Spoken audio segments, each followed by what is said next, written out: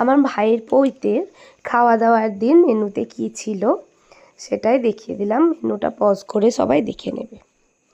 তারপরে সবার থেকে একটু একটু করে খেতে শুরু করলাম। খাওয়ার জায়গায় প্রচুর ভিড় ছিল, সবাই এদিক ওদিক থেকে খাচ্ছিল। তারপরে একদম লাস্ট ব্যাচে আমরা বসে পড়লাম।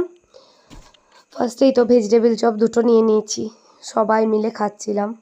সবাই একসাথে বসেছিলাম বাড়ি, তো খুব ভালো লাগছিল। তাই জন্য সবাইকে কেমন লাগছে তাই জিজ্ঞেস করে নিলাম।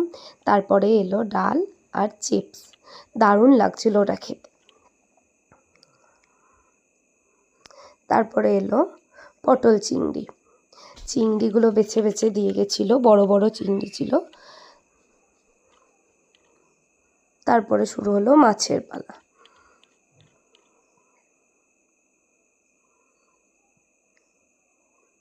খেতে খেতে টায়ার্ড হয়ে গেছিলাম, তাই চাটনি পাঁপড় থেকে আর খাইনি কিছু।